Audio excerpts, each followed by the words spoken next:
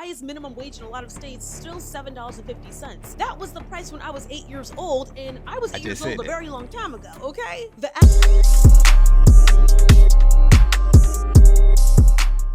What's going on, YouTube? We're back with another video. Today we have a video by Tony Brienne TV. Millennials and Gen Z are going broke.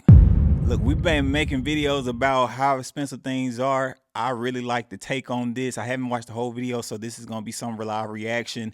I want to know what you all feel about this economy and how things are going in the comments below. All right, without further ado, let's get into the video. In this moment, existing feels like a full-time job, and it's like, of course that has to be the case when we actually approach our 20s. When you look at older generations, I'm sure they have their problems, no one is negating that at all, but they seem to be able to live a lot more than we can today. It's to the point where lots of 20-year-olds are still living at home, not by choice but by necessity. Why is rent so expensive?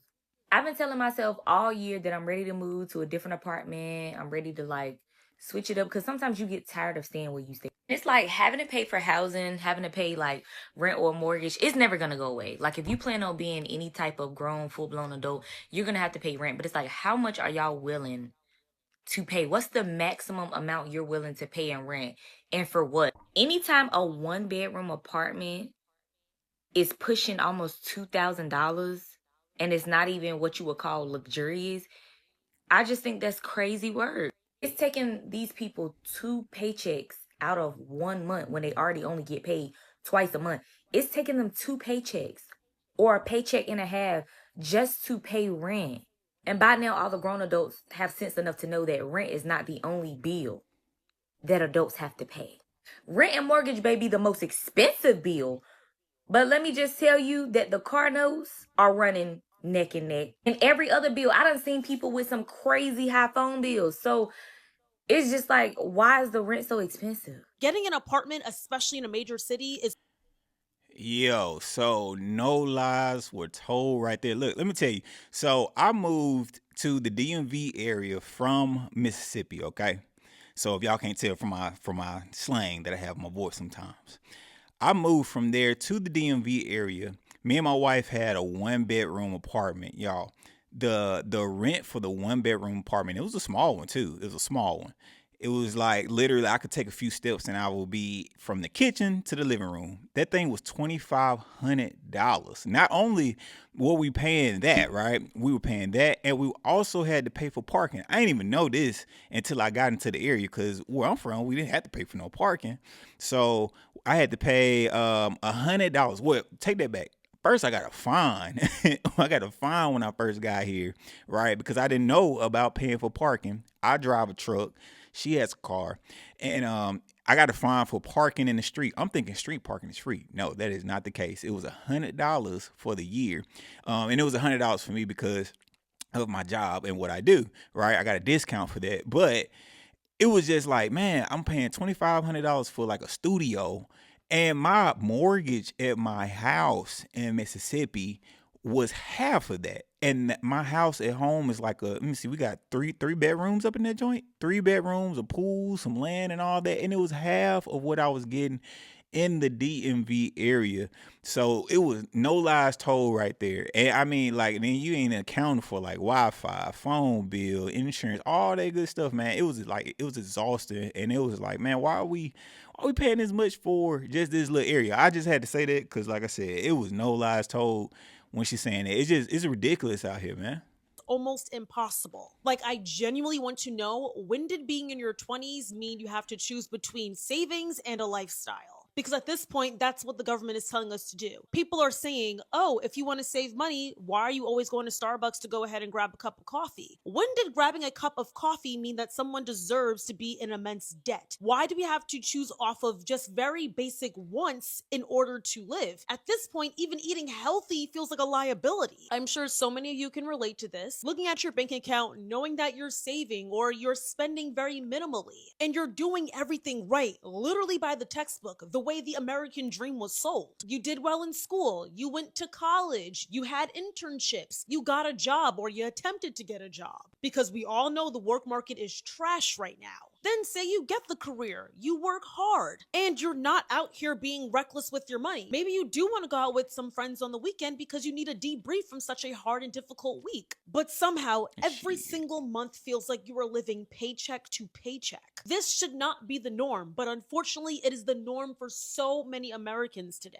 Let's start off with housing, okay? Because this is where it feels like there is something systemically broken when people can't even afford basic housing. So, as you know, I am moving out of mommy and daddy's house. So, I started to look at some apartments, and was nobody going to tell me how expensive it is? I didn't realize it was going to be this much. I was scrolling through apartment listings the other day because I was considering leaving this said apartment to go and find another apartment or potentially purchase a house. I currently live in Atlanta, Georgia, down south, yes, where it used to be very affordable to live in Atlanta.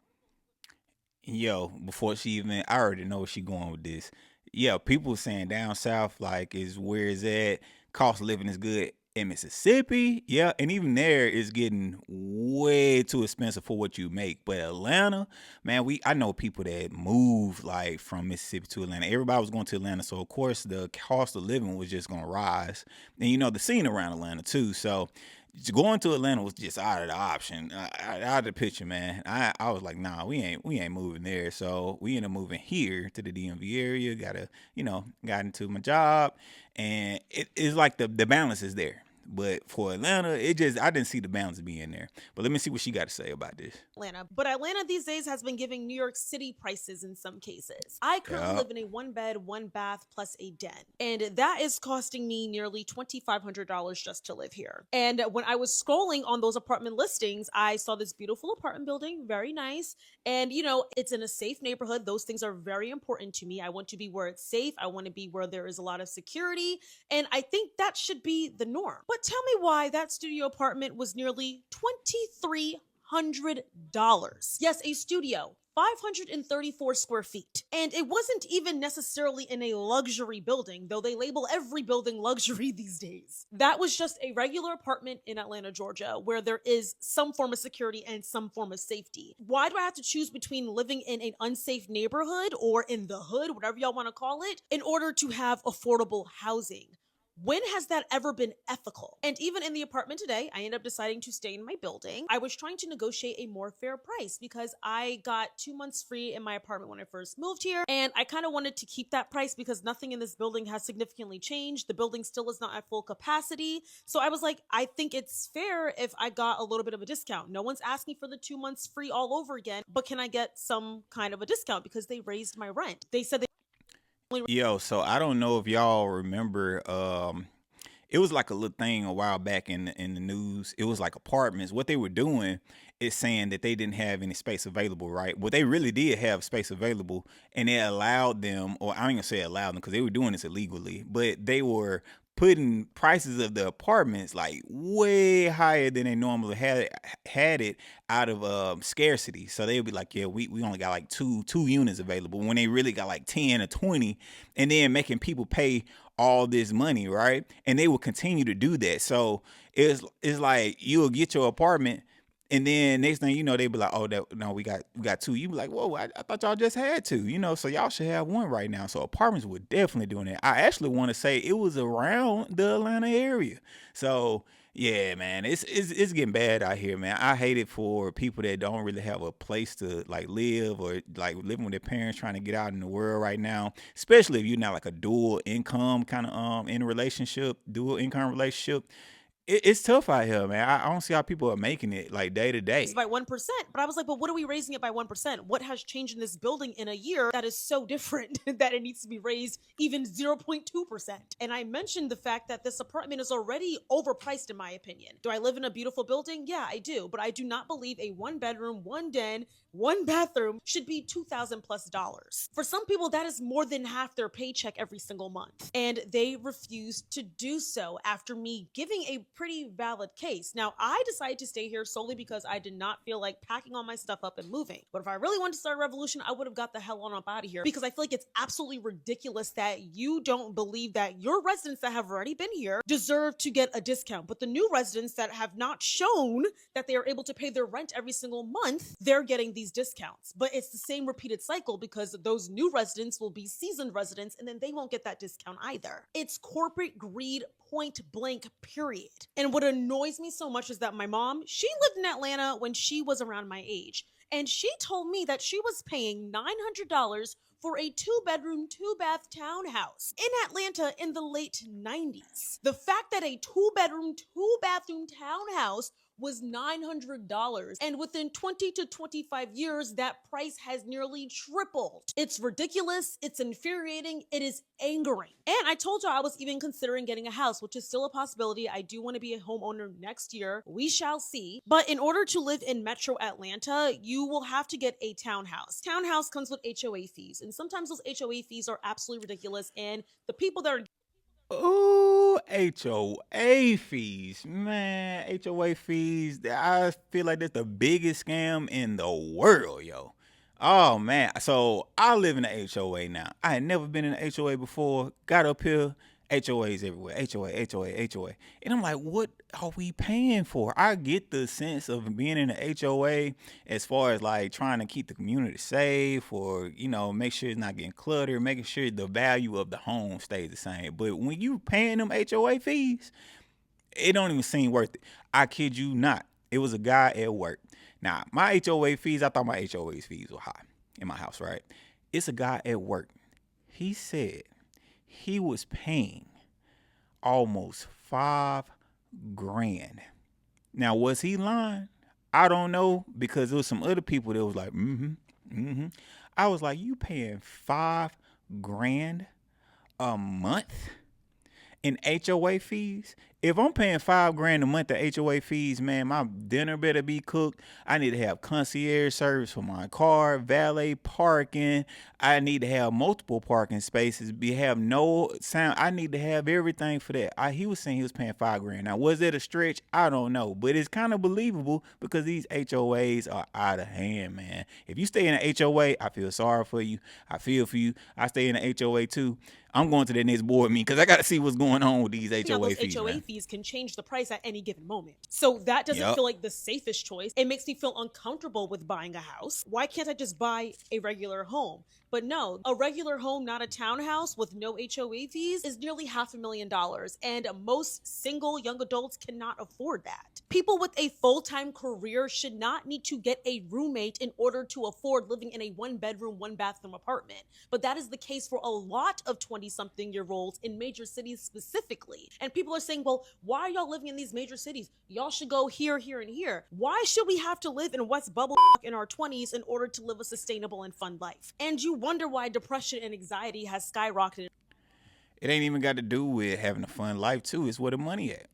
It's where the money at, man. Like, you stay in like these little small towns where you might be able to skate by on the cost of living, but they ain't paying that.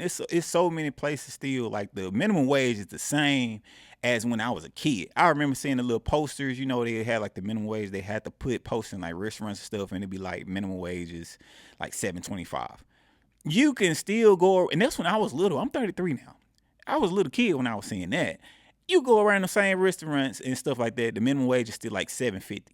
$7.50 in those areas. So people gotta come to the big areas, gotta come to the big cities just to make the living, make the bread, make it worthwhile. And then the older people, they wonder why. They be like, man, y'all ain't working hard enough, y'all ain't doing it. But it's like you breaking your back working hard at a job and you barely surviving. You might well try to go into a bigger city with more corporate jobs, more people, more help, and make way more money. Yeah, it's more expensive, but at least you feel like your time spent at that place is worth it. So yeah, man, they tripping out here. They say tripping. I shouldn't have to live in the suburbs in order to live life. The 20s is for living in a major city. The 20s is for going out with your friends on the weekends. Why are we being punished for wanting what you people once had when y'all were our ages. And you people, I'm talking about representatives and the government. And it would be completely different if the rent prices were the rent prices, but people's salaries were going up.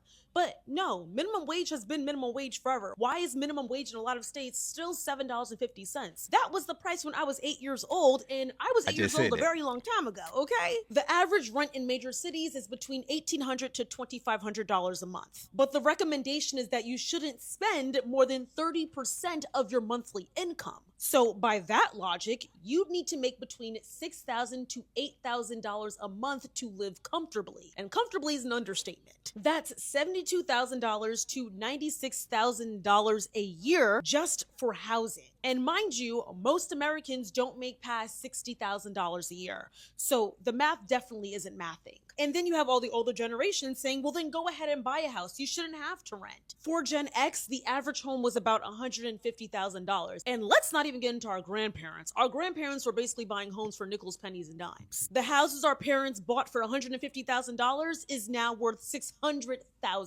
So great for them, right? Congratulations, parents. But what about for the next generation? We are literally locked out of the market entirely, and no one seems to be trying to fix anything. So that causes us to be stuck renting, which our parents are like, why are you guys still renting and you're nearly 30? We don't have a choice. We're watching the rich get richer by paying someone else's mortgage, building the white man's wealth, and being told we're not working hard enough or we need to budget better. But what is there to budget if there's nothing left? Why doesn't Gen Z just save up to move out? Because Gen Z can't afford to move out. Do you ever think about that? Grandma and Grandpa Boomer bought a house with their summer job because it literally costed them pennies. And now they want to sell it for $1 million. Their little 1,000 square foot shed, they want to turn around and sell that for $1 million.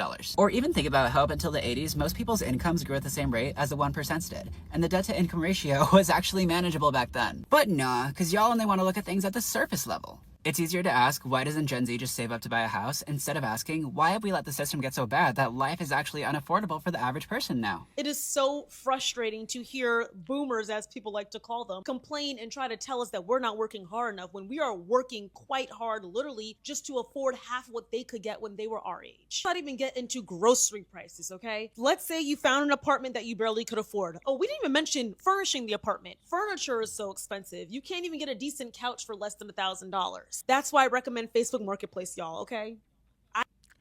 Yo, and then with the furniture too, the back order on them joints. So the couch that we got in our house right now, we looked at it, was already expensive, right? It was expensive, and we wanted something nice. You want something comfortable, you want something nice, right?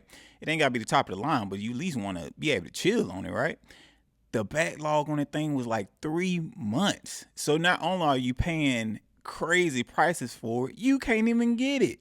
You can't even get it unless you go to like some kind of discounter or something like that. But if you like go to like a big box store, I think the one we went to was called Ashley or something like that. 3 months, yo.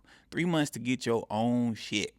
I have a video coming up about how I moved out at 21 years old and all the things I did in order to sustain my lifestyle when I was freshly out of college. That'll be a video dropping very, very soon. And then on top of renting, you also have all these utilities, and they come up with the most obscene bills. They have a lifestyle bill now. Yes, y'all, I have a lifestyle fee that I pay every single month. $25 a month. And then I also have to pay for valet trash. Now, I don't mind valet trash because of where my apartment is placed, like my exact unit.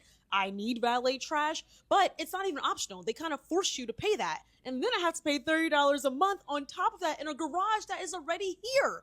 Why am I paying $30 a month for a garage that is already standing here for a building that I live in? It's crazy. And for some people, they have to pay $100 a month in order to have a parking spot in their building. Y'all, they are stealing from us every single month, and we just have to take it. It is so frustrating. All because we just want a little sense of freedom at 25 years old. And then I had to pay for my guests to park if they want to, which is crazy. I think we get 24 hours a month for our guests to be here, but I am paying nearly $3,000 a month, and y'all don't even allow me to have as many guests in this building that I want.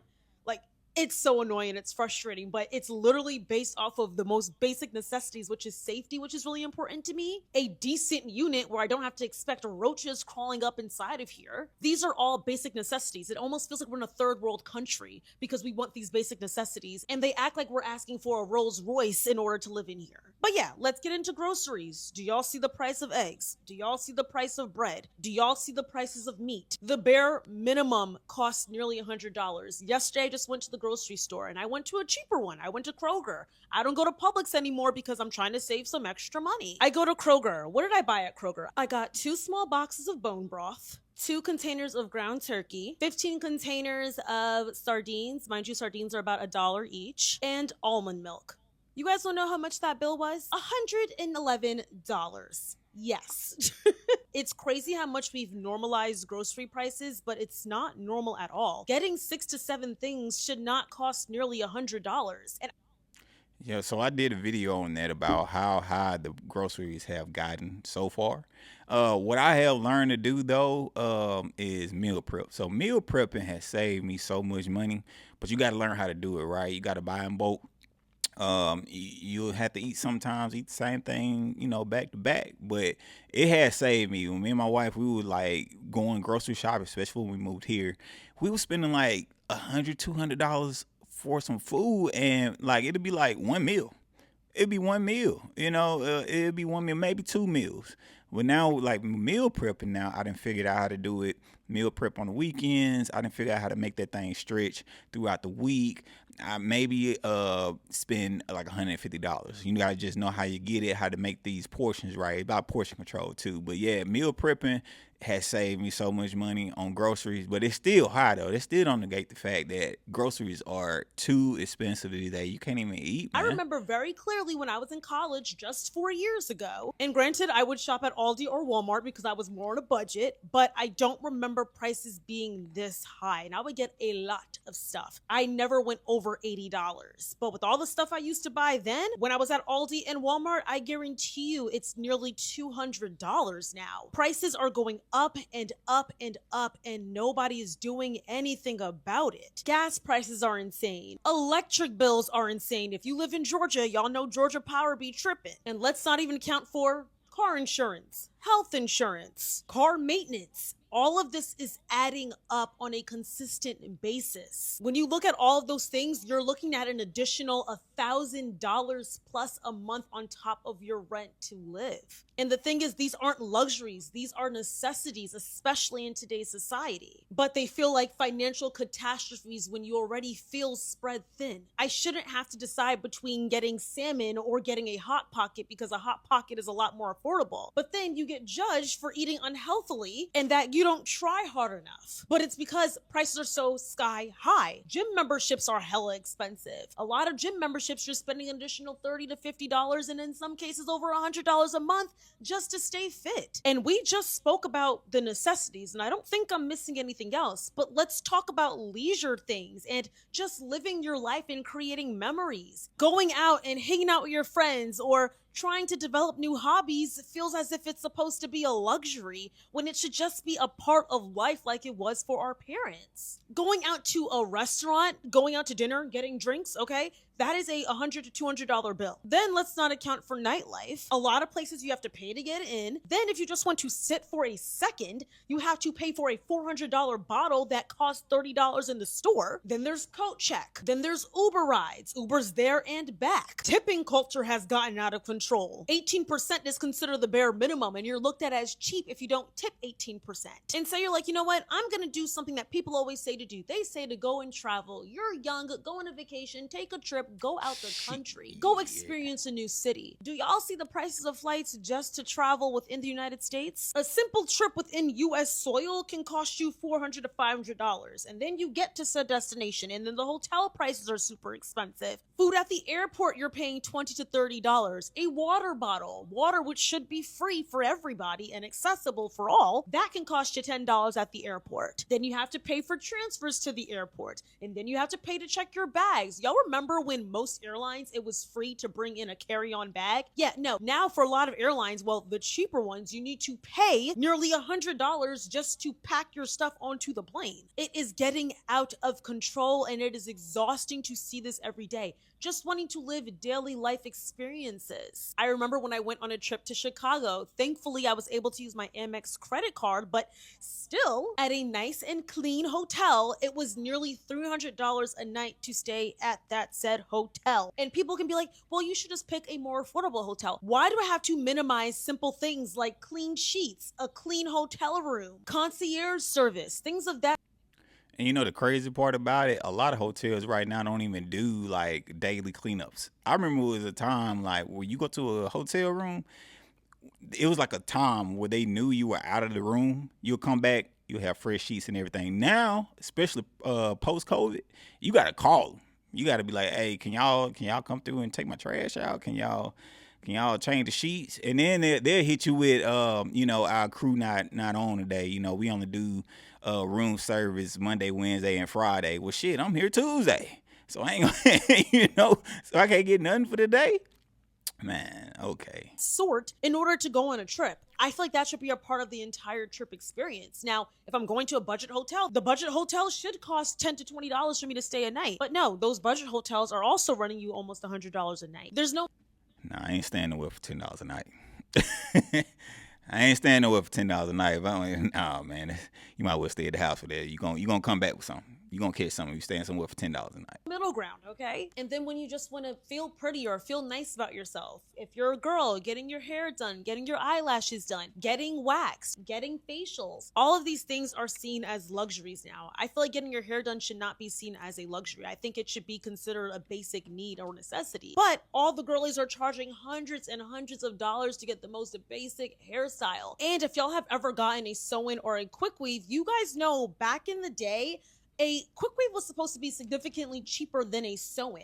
Well, now sew-ins and quick weaves are nearly the same price. And even if you want to get a ponytail install, now the ponytail installs are $100 when they used to be $50 to $70. Like, it is getting insane. Getting your nails done. Nails now, when you get a pedicure and a manicure, you're paying nearly $200 for a style that lasts not even a month. These are monthly expenses that accumulate, and you guys need to stop saying that these things should be seen as luxuries. No. This should be seen as self-care. This should be seen as pampering yourself. And pampering yourself should not be something that costs an arm and a leg. It's just all so expensive and hard to live. And it is taking an emotional and mental toll on so many Gen Zers and millennials. People are fighting to live every single day and nobody seems to care. All the milestones we were told that we would hit by our ages now, like if y'all are my age, mid to late 20s, I'm sure you probably expected to be married, own your first home by now, be expecting your first child or having one kid or maybe 2 kids by now. But those things are becoming rarer and rarer.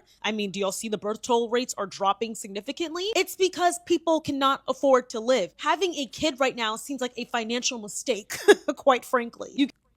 Yeah, that's true. So me and my wife don't have kids. I made a video about that as well. Like, we call dinks. That's what they call us, right? But I will say, like, in this day and age, it's possible to do the things that she talking about doing, but you need to have a mate. You got to have somebody to do it with, and it's still a strain to do it, depending on how much you all make and career fields you in. But having a child is just, it's like you want to have a child, no doubt, but in the back of your mind, you like, oh man, I gotta.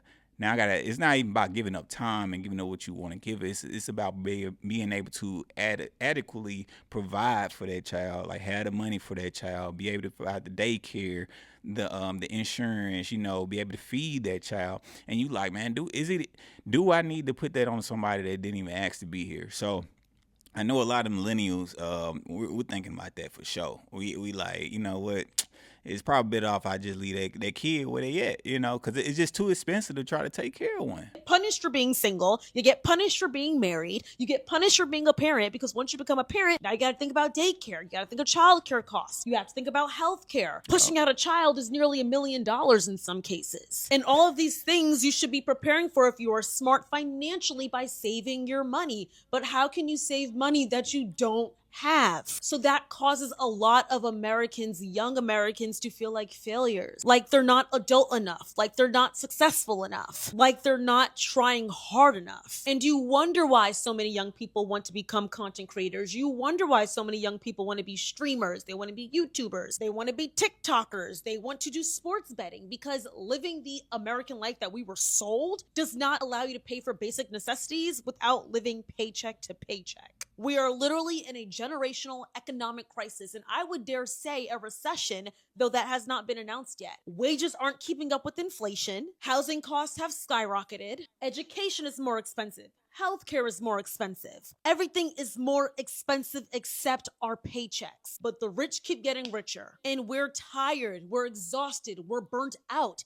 So many young Americans are tired of trying because whenever they try, the wealth gap gets further and further away. And it shouldn't be normalized that we have to have 2 to 3 to 4 side gigs in order to live a traditional, regular life. People are getting called lazy because they don't want a side gig. Why is not just working one job enough? People are having side hustle, monetizing their hobbies, which makes it not a hobby anymore, in order just to live and have basic necessities. And even with optimizing and budgeting, it still feels like not enough. So if you're in your 20s or you feel like you're financially drained, just know you are not alone. So many.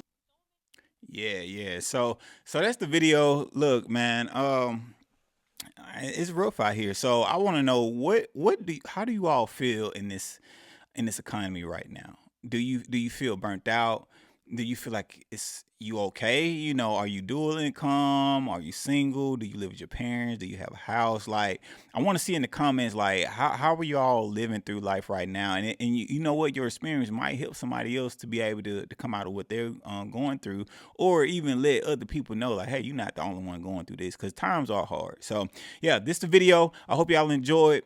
Thank y'all so much for subscribing. We're almost at 50 subscribers. I am so happy about that. All right. Make sure you like the video, get this pushed out so other people can see it, and support the girl, Tony Brienne TV. Yeah, make sure you go support her. Go show us some love. All right. Until next time, I'm out.